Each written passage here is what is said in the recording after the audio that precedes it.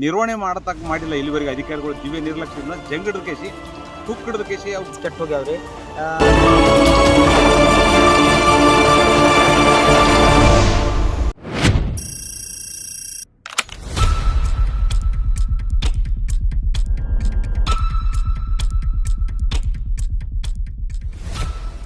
ನಗರದ ಹೊರವಲಯದಲ್ಲಿರ್ತಕ್ಕಂಥ ಚಾಮನಹಳ್ಳಿಗೆ ಹೋಗ್ತಕ್ಕಂಥ ಬಲಭಾಗದಲ್ಲಿ ಏನದ ಬೃಹತ್ ಆಕಾರದ ಚೆಕ್ ಡ್ಯಾಮು ಭಾಳ ವರ್ಷಗಳಿಂದ ನಿರ್ಮಾಣ ಮಾಡಿರ್ತಕ್ಕಂಥದ್ದು. ಈ ಭಾಗದ ರೈತರಿಗೆ ಸಾರ್ವಜನಿಕರಿಗೆ ಕೊಳೆ ಬಾವಿಗೆ ಅಂತರ್ಜಲ ಹೆಚ್ಚಾಗಿರ್ತಕ್ಕಂಥದ್ದು ಒಳ್ಳೆ ಬೆಳವಣಿಗೆ. ಆದರೆ ಏನಂತ ಈ ಗೇಟ್ಗಳನ್ನು ನಿರ್ವಹಣೆ ಮಾಡತಕ್ಕ ಮಾಡಿಲ್ಲ ಇಲ್ಲಿವರೆಗೆ ಅಧಿಕಾರಿಗಳು ದಿವ್ಯ ನಿರ್ಲಕ್ಷ್ಯದಿಂದ ಜಂಗಡದ ಕೇಸಿ ತುಕ್ಕಿಡದ ಕೇಸಿ ಅವು ಗೇಟ್ ತೆಗಿಲಾರ್ದೆ ಸ್ಟಕ್ ಆಗಿಬಿಟ್ಟಾವ. ಇವಾಗ ನೀರು ತೆಗೆಯೋದು ಜಾಸ್ತಿ ಮಳೆ ಬಂತು, ಏನಾಯ್ತು ಪ್ರವಾಹ ಬಂತನ ನೀರು ಅದ್ರ ಮೇಲೆ ಇರ್ತಕ್ಕಂಥ ಸಿಸಿ ರಸ್ತೆ ಜನರಿಗೆ ರೈತರಿಗೆ ಹೊಲಕ್ಕೆ ಹೋಗ್ಲಿಕ್ಕೆ ಅನುಕೂಲ ಮಾಡಿದ್ದಂತ ಅದು ಸಂಪೂರ್ಣ ಶಿಥಿಲ ಇದಾಕಿಸಿ ಮ್ಯಾಗ ತಿರುಗಾಡದೆ ಪರದಾಡ್ತಕ್ಕಂಥ ಪರಿಸ್ಥಿತಿ ನಿರ್ಮಾಣ ಆಗ್ಯದ. ಮತ್ತು ಮೇಲ್ಗಡೆ ನೀರು ನಿಂತ ಕೇಸಿ ಏನದ ಸಾಕಷ್ಟು ಏನದ ಆ ನಾಸಗಟ್ಟಿ ಮಕ್ಳು ಏನಂತಂದ್ರೆ ಇವತ್ತು ಅದರಲ್ಲಿ ಸುಮಾರು 10-12 ಫೀಟ್ ಹಾಪ್ ಬೆಳೆದ ಕೇಸಿ ಇವತ್ತು ಬೇಸಿಕ್ ಟೈಮ್ದಲ್ಲಿ ಈ ಹುಡುಗರು ಇದರ ಈಜಾಡ್ಲಕ್ಕೆ ಬಂದ ಕೇಸಿ ಅದರಲ್ಲಿ ಸಿಗಬಿದ್ದು ವಿಷ ಜಂತುಗಳಿಂದ ಮಕ್ಕಳು ಪ್ರತಿ ವರ್ಷ 2-3 ಸಾಯ್ತಾರೆ.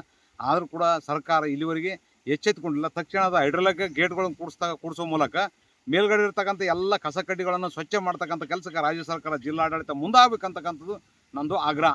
ಇದು ಚೆಕ್ ಡ್ಯಾಮ್ ಬಲ್ಲಿ ಗೇಟ್ ಹಾಕಿದೆ, ಗೇಟ್ಗಳು ಎಲ್ಲ ಕೆಟ್ಟ ಹೋಗ್ಯಾವ್ರಿ.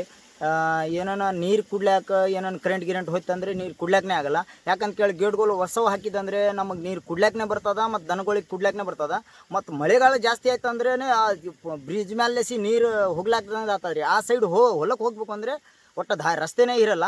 ಈ ಕಡೆ ಕೇಳಿದಂದ್ರೆ ಈ ಕಡೆ ನಿಂದಿರ್ಬೇಕು ನಾವು, ಆ ಕಡೆ ಹೋಗ್ಲಾಕ ದಾರಿ ಇರಲ್ಲ. ಯಾಕಂತ ಕೇಳ್ರಿ ಸ್ವಲ್ಪ ಮಾಡಿ ಕೊಟ್ಟಿದ್ದಂದ್ರೆ ಒಳ್ಳೇದಾಗುತ್ತೆ. ನಿಮ್ಮ ಹೆಸರು? ರಾಜು.